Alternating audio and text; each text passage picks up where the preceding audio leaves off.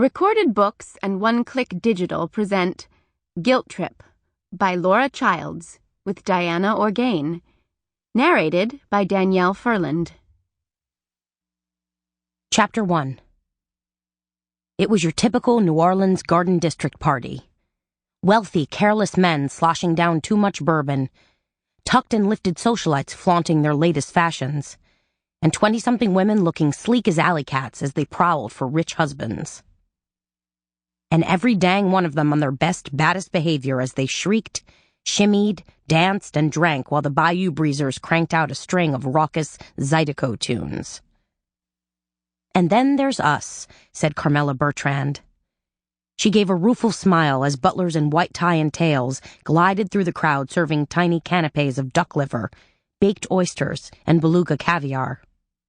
"Nothing wrong with sniffing the rarefied air and seeing how the other half lives," said her friend Ava Grieux. "I'd say it's all very posh and predictable," said Carmela. Her tone was flat, but her blue eyes danced with mirth as she ruffled a hand through short, choppy blonde hair that was, as Ava so delightfully phrased it, chunked and skunked.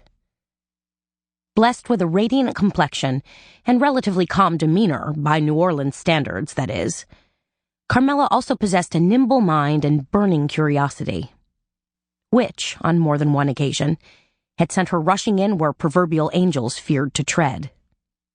"Watch this," said Ava, grabbing a champagne glass and tipping it toward an enormous ice sculpture. "Tell me this isn't cool."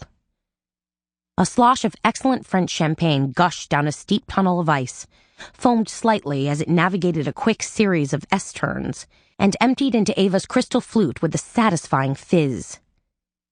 "Isn't that too much?" exclaimed Ava. "Service with a flourish," said the smiling bartender. Carmela decided maybe she needed a hit of bubbly, too. "What do you call this ice-carving thing?" "A champagne luge," said the waiter, "guaranteed to deliver a super-chilled serving of champagne." Ava, who was Carmela's BFF, shopping cohort, and French Quarter neighbor, gave Carmela a nudge. "Come on, you do it." She smiled coyly at the bartender. "Ready, baby?" Nodding, the bartender hefted a magnum of champagne, poured a judicious serving into the delicately carved ice slat at the top of the sculpture, then stood back and smiled. "Isn't that the coolest dang thing you've ever laid eyes on?" said Ava, as she watched the froth of champagne wend its circuitous route to Carmela's glass. The ice luge.